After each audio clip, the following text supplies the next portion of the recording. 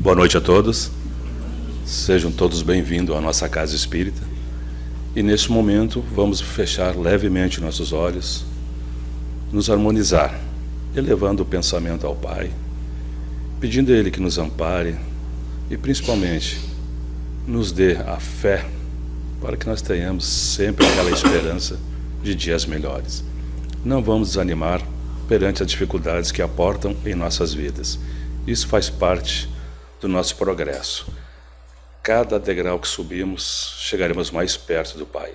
E sabendo que a fé remove montanhas. E essas montanhas são os problemas dos nossos dias.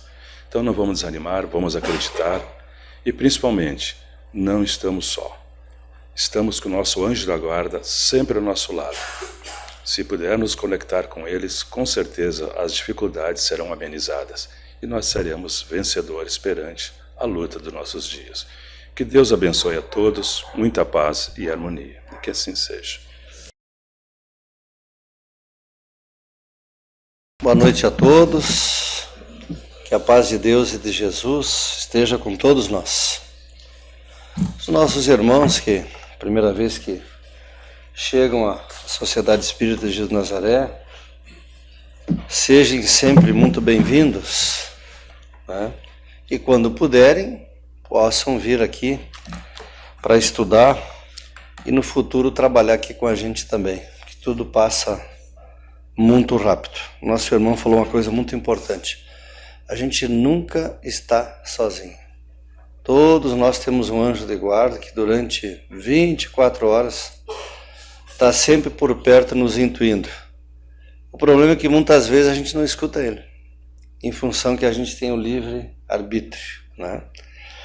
O tema da noite de hoje é do livro A Gênese, é um dos livros que compõem as obras básicas da doutrina espírita, né? O título do livro é A Gênese, os milagres e as predições segundo o Espiritismo. Então aqui é muito importante esse livro, dentro da doutrina espírita, além do livro dos espíritos, o livro dos médiuns, para quem quer conhecer todos os tipos de mediunidade, o Evangelho, para a gente fazer o Evangelho em casa e entender as leis morais. Aqui nesse livro vocês vão entender os milagres segundo o Espiritismo, os milagres do Evangelho, que nós vamos comentar um pouquinho, que são muitos, então eu selecionei só alguns. E a Gênese sobre segundo o Espiritismo, né? Aqui, preparando a palestra hoje durante o dia, um dos discípulos do Kardec, né, o Camille Flammarion, ele escreve o capítulo 6, Uranografia Geral, Criação Universal, os sóis, os planetas, né? Muito interessante. Ele era astrônomo, um desses discípulos do Kardec. Então, o assunto nosso é os milagres do Evangelho. Eu selecionei alguns, né? É muito interessante esse livro, vocês lerem ele junto, acrescentando durante a leitura dele. O livro do André Luiz, A Evolução em Dois Mundos, né? A Caminho da Luz, do Emmanuel. Aqui fala dos seres que vieram do planeta Capela para habitar aqui o planeta Terra. Os egípcios, maias, incas, astecas. E nesse livro, se não falha a memória, fala também que Jesus, para poder reencarnar, ele se preparou em torno entre 1000 e 2000 anos. De tão baixa evolução moral de nós que habitamos esse planeta, ele demora entre 1000 até 2000 anos para poder reencarnar e conviver com a gente durante 33 anos. E o outro livro é O Espírito e o Tempo, do Herculano Pires, né? Muito interessante também. Então, quem não conhece a Gênese, deixar vocês curiosos aqui para depois vocês lerem os outros milagres aqui. Eu vou comentar alguns, vou falar um pouquinho sobre as curas, né? E aí, o resumo do final, depois que a gente lê isso aqui, nós vamos ver o quanto que Deus é bom com a gente, porque tudo vem do merecimento da gente. E ninguém sofre por acaso. Ninguém sofre por acaso, né? A superioridade da natureza de Jesus. Os fatos que o Evangelho relata e que foram até hoje considerados milagrosos pertencem, na sua maioria, à ordem dos fenômenos psíquicos, isto é, dos que têm como causa primária as faculdades e os atributos da alma. Confrontando-se com os que ficaram descritos e explicados no capítulo precedente, reconhecer-se-á sem dificuldade que há entre eles identidade de causa e de efeito. A história registra outros análogos em todos os tempos e no seio de todos os povos, pela razão de que desde que há almas encarnadas e desencarnadas, os mesmos efeitos forçosamente se produziram. Pode-se, é certo, contestar no que concerne a este ponto e a veracidade da história, mas hoje eles se produzem às nossas vistas e, por assim dizer, à vontade e por indivíduos que nada têm de excepcionais.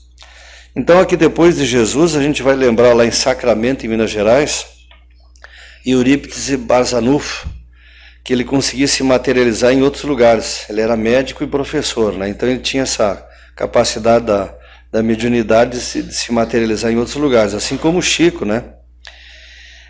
Sem nada prejulgar quanto à natureza do Cristo, natureza cujo exame não entra no quadro dessa obra, considerando-se apenas um espírito superior, não podemos deixar de reconhecer um dos de ordem mais elevada e colocado por suas virtudes muitíssimo acima da humanidade terrestre. Na pergunta 625 do Livro dos Espíritos, Kardec pergunta aos espíritos superiores qual é o espírito mais evoluído que pisou aqui no planeta Terra. E lá fala de Jesus Cristo, né? Pelos imensos resultados que produziu, a sua encarnação neste mundo forçosamente há de ter sido uma dessas missões que a divindade, somente a seus mensageiros diretos, confia, para cumprimento de seus desígnios. A gente estuda na doutrina espírita que Jesus é o governador do planeta Terra e de outras galáxias, além da Via Láctea, de outras galáxias. Tamanha é a evolução dele, né? Mesmo sem supor que fosse o próprio Deus, mas unicamente um enviado de Deus para transmitir sua palavra. Como o homem tinha a organização dos seres carnais, porém, como espírito puro. No Livro dos Espíritos a gente chega a ter a separação dos espíritos. Espírito de terceira grandeza, segunda grandeza, primeira grandeza, né? Jesus é o espírito mais puro que pisou aqui. Desprendido da matéria, havia de viver mais da vida espiritual do que da vida corporal, de cujas fraquezas não era passível, né? A sua superioridade com relação aos homens não deriva das qualidades particulares do corpo, mas do seu espírito. Olha que interessante, né? O mesmo havia de dar-se nele com relação a todos os fenômenos que dependem dos fluidos perispirituais ou psíquicos. A qualidade desses fluidos lhe conferia imensa força magnética. A prática do bem, ser evoluído, né? Vai ter aqui um caso que até uma pessoa que estava doente, tocar na túnica dele, já é um caso muito conhecido, da pessoa ser curada, né? Secundada pelo incessante desejo de fazer o bem. Agiria como médium nas curas que operava? Não. Porque nós, os médiuns, nós que estamos aqui trabalhando de Nazaré, a gente é intermediário. Ele é o próprio curador. Ele não precisava de intermediários. O médium, medianeiro, é o intermediário. A gente é usado o nosso aparelho para falar, para curar. Jesus não, ele próprio, pela condição magnética que ele tinha, ele curava, né? Então aqui alguns casos da dupla vista, né? De conseguir ver coisas além do que a vista normal consegue enxergar. Eu vou relatar duas aqui só, né? Uma delas é o beijo de Judas. Olha só que interessante. Quando eles se aproximaram de Jerusalém e chegaram a Betfagé, perto do Monte das Oliveiras, Jesus enviou 2 dos seus discípulos, dizendo: ide a essa aldeia que está à vossa frente, lá chegando, encontrareis amarrado uma jumenta e junto dela o seu jumentinho. O beijo de Judas é na sequência. ele enxergou um meio de transporte que ninguém sabia que existia, né? E aí diz assim: dizei à filha de Sião, eis o teu rei que vem a ti, cheio de doçura, montado numa jumenta e com a jumentinha de que está sob o jugo. Os discípulos foram e fizeram o que Jesus lhe ordenara, e tendo trazido a jumenta e o jumentinho, a cobriram com suas vestes e a fizeram montar. Então é uma característica rara de mediunidade, a dupla vista, né, de enxergar além do olho material que a gente tem, ver coisas que os seres normais não vê, né? O beijo de Judas: levantai-vos, vamos, que já está perto daqui aquele que me há de trair. Levantai-vos, vamos, que já está perto daqui aquele que há de me trair. Ele já estava enxergando a chegada de Judas vindo com os soldados para prender Jesus, né? Ainda não acabaram de dizer essas palavras, e eis que Judas, um dos 12, chegou, e com ele uma tropa de gente armada de espadas e varapaus, enviado pelos príncipes dos sacerdotes e pelos anciãos do povo. Ora, o que traía lhes deram um sinal para o reconhecerem, dizendo-lhes: aquele a quem eu beijar é mesmo o que procurais, apoderai-vos dele. A gente já comentou aqui na Casa Espírita, né, que Jesus, logo que desencarna, vai nas trevas resgatar Judas, um espírito de muita evolução, para fazer isso, de perdoar completamente, esquecer, né? Para ver a evolução dele. Ele vai lá e busca Judas, mesmo tendo traído, né? Bom, um outro caso agora aqui para a gente, quando começou, na época, muitos de nós viemos da Igreja Católica, e aí falavam da pesca milagrosa, né? Então diz assim, explicação para a pesca milagrosa, né? Jesus, pela dupla vista, consegue ver os locais que tinham mais peixe.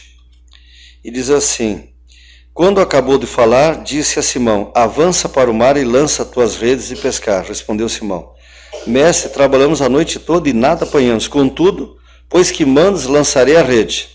Tendo-a lançado, apanharam tão grande quantidade de peixes que a rede se rompeu. Aí vem a explicação aqui mais adiante, né? Nada apresenta e surpreendente esses fatos, desde que se conhece o poder da dupla vista e a causa, muito natural, dessa faculdade. Jesus a possuía em grau elevado e pôde dizer-se que ela constitui o seu estado normal, conforme atesta o grande número de atos de sua vida, as quais hoje têm a explicá-lo os fenômenos magnéticos e o espiritismo. A pesca qualificada de miraculosa, igualmente, se explica pela dupla vista. Jesus não produziu espontaneamente peixes onde não os havia. Ele viu com a vista da alma como teria podido fazê-lo um lúcido vigil, o lugar onde se achavam os peixes, e disse com segurança aos pescadores que lançassem aí suas redes, né? Então a evolução dele é tão grande que ele conseguia ver coisas que nós mortais até hoje não conseguimos ver pela nossa falta de evolução, né? Eu separei algumas curas aqui, né? Então, eu não vou relatar todas, porque tem bastante coisa aqui, e aí eu vou despertar a curiosidade de vocês, que o Emmanuel diz que a maior caridade que a gente pode fazer pela doutrina espírita é a divulgação dela. E esse livro, gente, é um livro muito barato, e está à disposição de vocês ali para depois ler com muito carinho. Esse e outras obras, né? Esse e outras obras. É um bom presente para a gente dar na Páscoa também, né? O chocolate, a gente tem que tomar muito cuidado com a questão da saúde nossa de cada um. Então, uma mulher que havia 12 anos sofria de hemorragia, que sofrera muito nas mãos dos médicos e que, tendo gasto todos os seus haveres, nenhum alívio conseguira. Como ouvisse falar de Jesus, veio com a multidão atrás dele e lhe tocou as vestes. Perguntou por quanto dizia: se eu conseguir ao menos lhe tocar as vestes, ficarei curado. Sempre para essas curas, além do magnetismo e o poder de cura de Jesus, o espírito evoluído que ele era, sempre existe uma coisa na vida da gente: merecimento. Merecimento. Jerônimo Mendonça, o gigante deitado, que muito cedo perdeu todas as forças do corpo e durante muitos anos fez palestra deitado numa maca, foi procurar um dia Zé Arigó. Zé Arigó, que fez muitas curas, final da década de 60 até o início da década de 70, né? E ele foi procurar Arigó para ver se conseguia melhorar, porque ele estava perdendo toda a mobilidade do corpo, né? E depois, só de maca, ele conseguia mexer muito pouco o pescoço dele. Jerônimo Mendonça. Olha o esforço dele para cumprir a missão dele. Ele vai conversar com o Arigó, e o Arigó consegue ver e diz para eles: olha, meu irmão, nessa vida, infelizmente, não tem muito o que fazer, é o teu merecimento, né? Então, muitos de nós, às vezes, buscamos querer saber o porquê de uma doença, o porquê que a gente pede um determinado parente, às vezes em tenra idade, um filho, um pai, uma mãe, um irmão, que às vezes duram poucos dias. Tudo é a consequência dos atos que a gente praticou em vidas passadas. E o merecimento que aquele casal às vezes tem. Tem vários casos que a gente acompanhou aqui na Casa Espírita, de crianças, inclusive, que morreram no útero. E mais tarde os pais vêm a descobrir que essas crianças tinham síndrome de Down e tinham problema de coração. Queriam durar poucos dias e morrer. Mas em função que o pai dessa criança trabalha com a gente na Casa Espírita aqui até hoje, a espiritualidade se manifesta na mesa mediúnica aqui na casa e pede para acalmar o coração desse pai, dizendo que o tempo que ela precisava ali no útero da mãe era aquele, faltando 2 semanas para nascer. E que foi abreviado o sofrimento do pai, da mãe e dela. Olha só que interessante. E foi abreviado por quê? Graças ao trabalho que esse irmão nosso faz aqui na casa, com muito amor. Então olha só que interessante, morrer 2 semanas antes de nascer. Se nascesse, durava alguns dias, né? Nesse caso aqui, né, gente, então sempre vai ter o nosso merecimento. Às vezes tem algumas coisas, sempre a espiritualidade, se a gente praticar o bem, a prova que às vezes é muito difícil, que é o caso do Jerônimo Mendonça, aquilo que era uma dificuldade, vocês imaginem percorrer o Brasil dentro de uma Kombi, numa maca, fazendo palestra. E nós, às vezes, dá uma chuvinha, uma coisinha, ou outra, não vou na Casa Espírita, não vou aquele porque está chovendo. Ele, numa maca, ele fazia palestra pelo Brasil afora, né? Logo, Jesus, conhecendo em si mesmo a virtude que dela saíra, se voltou no meio da multidão e disse: quem me tocou as vestes? Olhem só. Seus discípulos lhe disseram: vês que a multidão te aperta de todos os lados e perguntas quem te tocou. Ele olhava em torno de si à procura daquela que o tocara. A mulher, que sabia o que se passara em si, tomada de medo e pavor, veio lançar-se aos pés e lhe declarou toda a verdade. Disse-lhe Jesus: minha filha, tua fé te salvou. Fé e merecimento, né? Vá em paz e fique curada da tua enfermidade. Estas palavras, conhecendo em si mesmo a virtude que dele saíra, são significativas. Exprimem o movimento fluídico que se operou de Jesus para a doente. Ambos experimentaram a ação que acabara de produzir-se. É de notar-se que o efeito não foi provocado por nenhum ato da vontade de Jesus. Não houve magnetização. O que é a magnetização? Uma delas é o passe que nós vamos dar daqui a pouquinho, né? O passe, né? A cura, a imposição das mãos, nem imposição de mãos. Bastou a irradiação fluídica normal para realizar a cura. Irmãos nossos aqui dessa casa que visitaram Chico Xavier relatam que mais ou menos a 2 quilômetros de distância, antes de chegar em Uberaba para visitar Chico Xavier, o ar se modificava. Quantas pessoas de bem que nos abraçam, que nos olham com amor, um sorriso, um abraço, um aperto de mão cura. A pessoa que é do bem, né, o abraço com amor, ele é um passe, ele cura. Às vezes é o que a pessoa precisa. Uma palavra salva uma pessoa. Uma palavra salva uma pessoa, gente, né? Depois aqui vai ter o caso, por exemplo, do cego de Betsaida, também que relata aqui, né? Que aqui é evidente o efeito magnético. A cura não foi instantânea, porém gradual e consequente a uma ação prolongada e reiterada. Aqui tem o caso do cego, tem o caso do paralítico, né? O paralítico, quando ele vai agradecer a Jesus, Jesus diz assim para ele: meu filho, tem confiança. Meu filho, tem confiança. Perdoados te são teus pecados. O que significam aquelas palavras? Teus pecados te são redimidos. Em que podiam elas influir para a cura?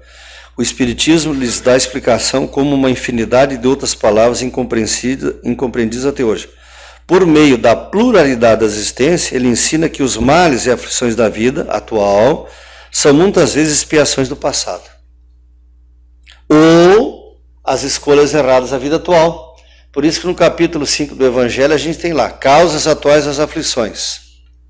As escolhas erradas que a gente faz na vida atual. Principalmente as amorosas. Às vezes só por atração física, no caso. Às vezes não é encontro de almas, né? Bem como sofremos na vida presente as consequências das faltas que cometemos em existência anterior. E assim, até que tenhamos pago a dívida das nossas imperfeições, pois que as existências são solidárias umas com as outras. Muitos de nós sempre se questionamos. E a gente, quando conversa com pessoas de outras religiões, que o pessoal não acredita em reencarnação, eles dizem assim: mas por que eu vou pagar agora uma coisa que eu não lembro que eu fiz? De novo, lá no capítulo 5 do Evangelho, tem um item chamado esquecimento do passado. Lá na casa da gente tá o amante ou amante que destruiu em vidas passadas uma família, o pai ou o filho que abandona alguém num orfanato. No livro Ação e Reação, que é outro livro muito interessante, ali fala de muitas situações de idiotia, pessoas surdas, síndrome de Down. Nada é por acaso. Erros cometidos no passado, o descuido nosso da vida atual com o cigarro, né, que é um suicídio em potencial, a gente paga para morrer antes do tempo. O álcool, as drogas, pessoas que rogam praga, pessoas que acordam e não agradecem nem pelo fato de estarem vivos, já começa a reclamar. O que uma pessoa dessas pode esperar na vida atual? Logo vem um infarte. Daí a pessoa diz: mas eu nunca fiz nada para ninguém. Mas nunca fez o bem também. Passa a vida inteira reclamando, né? Então, a gente sempre tem que agradecer. Uma das coisas mais importantes da vida da gente é entender a gratidão que a gente tem que ter pela vida e pelo corpo que a gente tem. Mais bonito ou mais feio, como fala lá no livro, tem um livro que acho que é Nos Domínios da Mediunidade, não lembro se é esse agora, ou é um dos livros da coleção do André Luiz, fala inclusive como é que é feita a forma física nossa para a vida atual. E tem um caso lá de uma mulher, que ela vai vir muito bonita de novo e ela não soube usar beleza. E aí ela pede para vir um pouquinho mais fofinha na vida atual. Está lá, no caminho da luz. Então, a gente precisa sempre agradecer mais a esse grande espírito que está aqui atrás de nós, aqui nesse quadro. Esses dias eu gosto de carregar a foto no celular. Esses dias até eu publiquei: o caminho, a verdade e a vida. Quem entender a questão da lei do amor, a fé, a esperança, a caridade, o ajuda-te que o céu te ajudará, e a gente aprender a perdoar, porque um dos grandes problemas nossos na vida atual é aprender a perdoar. É filho que não perdoa pai, pai que excomunga filho, pai e mãe que às vezes jogam praga para filho, que é a pior praga que tem. Quando a gente pronuncia as palavras de bem, um exemplo, um pai quando diz assim para um filho: Deus te abençoe. Olha, sentido, né? Quem tem o pai e a mãe vivo, eu sempre brinco, né? Um costume que a gente precisa resgatar. Voltar a pedir a benção para o pai e para a mãe. Tem pessoas que acham feio. Quando a mãe ou o pai diz assim: Deus te abençoe. Olha o que está saindo de energia fluídica de uma mãe e de um pai. A mãe é o amor mais puro que tem. Então imagina o que é o bem fazer isso aí, gente, né? Numerosas curas operadas por Jesus. O resumo diz assim: de todos os fatos que dão testemunho do poder de Jesus, os mais numerosos são, não há de contestar, as curas. São as curas que ele produziu. né? Paralíticos, pessoas cegas. Queria ele provar dessa forma que o verdadeiro poder é o daquele que faz o bem. Que o seu objetivo era ser útil e não satisfazer a curiosidade dos indiferentes por meio das coisas extraordinárias. Agora, no Dia Internacional da Mulher, eu estava fazendo uma palestra em Goiânia na Casa Espírita Irmã Sheila. E depois da palestra, conversando com alguns irmãos espíritas lá da bela cidade de Goiânia, sobre o problema do João de Deus. E todos lá falam, gente, a mesma coisa. Ele ajudou e curou, através do poder de Deus e de Jesus, muitas pessoas. Uma das pessoas que estava na mesa conversando com a gente, ele relatou: a minha mãe só engravidou graças a ele, porque os médicos diziam que ela nunca ia engravidar. Então, durante um tempo, ele ajudou muitas pessoas, inclusive aqui de Caxias do Sul. Só que com o tempo, o que veio? O que estraga sempre nós, seres humanos? Veio a questão do poder, da fama, pessoas que vieram do exterior, caravanas do exterior para visitar ele e morar dentro da cidade lá. E aí perdeu a humildade, aconteceu algumas coisas aí que a gente acompanhou aí, né? Eu vou encerrar aqui em função do tempo, né? Essa parte aqui é muito interessante, muitos já ouviram falar, quando Jesus caminha sobre a água. Muitos de nós já vimos falar sobre isso também, né? Então diz assim: logo fez Jesus que seus discípulos tomassem a barca e passassem para outra margem antes dele, que ficava a despedir do povo. Depois de se despedir, subiu um monte para orar, e tendo caído a noite, achou-se ele sozinho naquele lugar. Todas as coisas que a gente vai estudar sobre Jesus, vários momentos do dia, ele fez aquilo que todo dever de cristão tem que fazer: o orar e o vigiar. Orar e vigiar, né? Entre mentes, a barca era fortemente açoitada pelas ondas em meio do mar, por ser contrário o vento. Mas na quarta vigília da noite, Jesus foi ter com eles, caminhando sobre o mar. Quando eles o ouviram andando sobre o mar, turbaram-se e diziam: é um fantasma, e se puseram a gritar amedrontados. Jesus então lhes disse, né? Tranquilizai-vos, sou eu, não tenhais medo, né? Pedro lhe respondeu: Senhor, se és tu, manda que eu vá a teu encontro, caminhando sobre as águas. Disse-lhe Jesus: vem então, Pedro. Mas vindo um grande vento, ele teve medo, e como se começasse a submergir, clamou: Senhor, salva-me. Logo Jesus, estendendo a mão, lhe disse, que é muito conhecida essa frase de nós, né? Homem de pouca fé, por que duvidastes? Muitos de nós duvidamos da reencarnação, muitos de nós duvidamos do que vai acontecer na vida seguinte, né? E aí a gente fica perdendo tempo, e inclusive de disciplinar a mediunidade que todos nós temos, né? Então os que estavam na barca, aproximando-se dele, o adoraram, dizendo: és verdadeiramente o Filho de Deus. Como é que se explica esse fenômeno? Pode se operar de duas maneiras. Jesus, embora estivesse vivo, pode aparecer sobre a água como uma forma tangível, estando alures a seu corpo. E a hipótese mais provável. Fácil mesmo é descobrir-se na narrativa alguns sinais característicos das aparições tangíveis. O capítulo anterior aqui da Gênesis, o 14, fala sobre isso, né? Por outro lado, também pode ter sucedido que seu corpo fosse sustentado e neutralizada a gravidade pela mesma força fluídica que mantém no espaço uma mesa. Só seres muito evoluídos, né? Para a gente caminhar na água, né, a gente vai alguns milhões de anos em cima da água, né, sem cair. Idêntico efeito se produz muitas vezes com os corpos humanos. Então, depois aqui, vale a pena, gente. Olha, tem aqui sobre a tempestade que foi aplacada, as bodas de Caná, transfiguração, a multiplicação dos pães, né? Aqui diz assim sobre a multiplicação dos pães, né? É sabido que uma grande preocupação do espírito, bem como a atenção fortemente presa a uma coisa, fazem esquecer a fome. Fazem esquecer a fome. Ora, os que acompanhavam a Jesus eram criaturas ávidas de ouvi-lo. Não era a fome de alimentação, era a fome de espiritual. Porque a evolução espiritual da vinda de Jesus há mais de 2000 anos, o povo não acreditava em nada, né?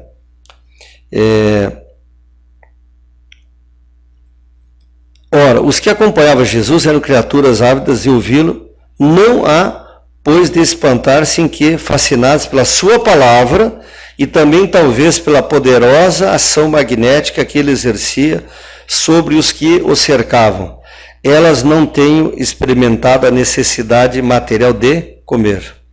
Prevendo esse resultado, Jesus nenhuma dificuldade teve para tranquilizar os discípulos, dizendo-nos na linguagem figurada que era habitual e admitido que realmente houvessem trazido alguns pães.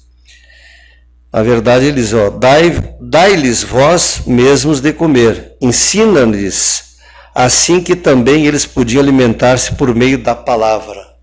Olha só que interessante. Eles precisavam, o que era? Eles precisavam entender a palavra de Deus através do Filho, através de Jesus, e não era saciar tanto o corpo. Muitos de nós, com vários problemas de saúde, por uma coisa chamada ansiedade, descarregamos na comida a nossa ansiedade. E da ansiedade também pode vir a doença do século, que precisa ser tratada pelos médicos, chamada depressão, né? E aqui na casa espírita tratar a parte da alma. Só tratar a depressão com a medicação, a pessoa não é curada. Tem que fazer os dois tratamentos. Tem que tratar o médico e mais o trabalho aqui da casa espírita. O que é o trabalho da casa espírita? A gente vir, assistir a palestra, levar as principais mensagens que a gente escutou agora, para ver o que a gente pode, cada um de nós, melhorar na nossa vida.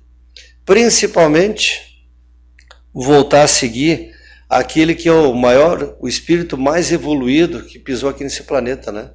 Que infelizmente, de novo, no carnaval, a gente viu algumas barbaridades que circularam aí pelas redes sociais, né? Jesus sendo tirado da cruz, Jesus sendo maltratado, né?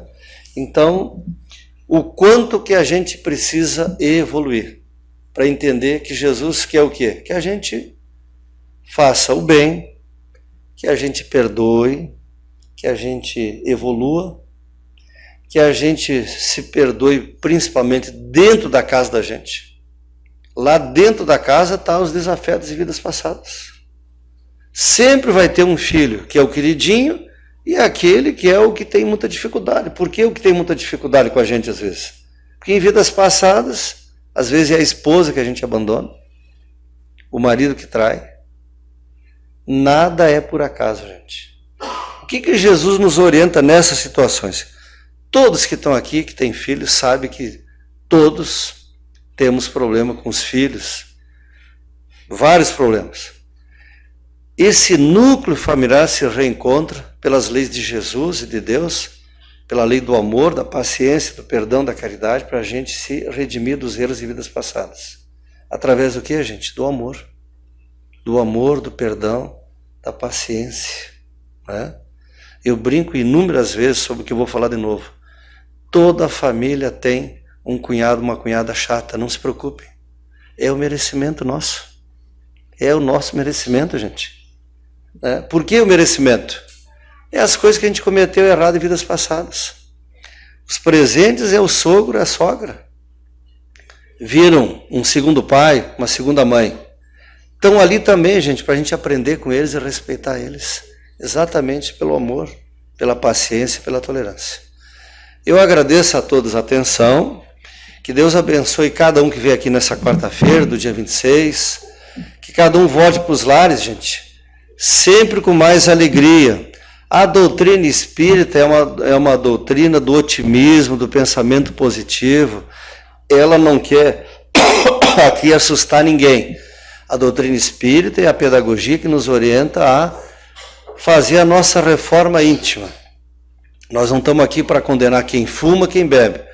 A doutrina espírita, o papel dela é educativo, de orientar que a gente tem que devagarinho mudar a nossa forma de viver. É isso que ela quer, é isso que Jesus quer de cada um de nós. Então nós vamos chamar os irmãos médios para a gente fazer o passe e cada um voltar para os seus lares nessa noite, né? Mestre Jesus, muito obrigado, Pai, pela Sociedade Espírita Jesus de Nazaré. Obrigado pela Gênese, pelo Livro dos Espíritos, pelo Livro dos Médiuns, pelo Evangelho segundo o Espiritismo, pelas obras póstumas, por todas as obras básicas. Mestre Jesus, os teus ensinamentos presentes aqui na Gênese só reforçam aquilo que está presente na doutrina, que precisamos cada vez fazer mais o bem, sermos cidadãos de bem, praticarmos o amor, a paciência, a fé, a esperança, o perdão dentro dos nossos lares, a vontade de vencer. Cada dia que a gente passa, sempre tendo mais fé. A doença, as dores, a falta do dinheiro, tudo passa através do trabalho, através da vontade de vencer, através desse anjo de guarda que está sempre com a gente. Através de Ti, Pai, que nos encoraja, nos mostra que precisamos cada dia fazer melhor e entender melhor tudo aquilo que vieste nos ensinar. Que cada um volte para os seus lares, sempre mais esperançoso, que volte sempre mais alegre, que chegue em casa, que beije a esposa, o esposo, a sogra, o sogro, que se cada um de nós se reconcilie com aqueles que às vezes julgamos desafetos, inimigos, que nada mais são do que irmãos em evolução, que já passaram pelas nossas vidas. Mestre Jesus, gratidão pelo corpo, pela vida, abençoai o nosso Brasil, abençoai, Pai, e orientai todos os nossos políticos para que sempre conduzam a nossa nação dentro da ordem, do progresso, do amor, como o Bezerra de Menezes tanto pregou, como Chico Xavier, como Divaldo vem pregando, e como Jesus, relatado em várias obras, sobre a importância do Brasil para o planeta Terra. Gratidão a Ti, Pai, e que assim seja.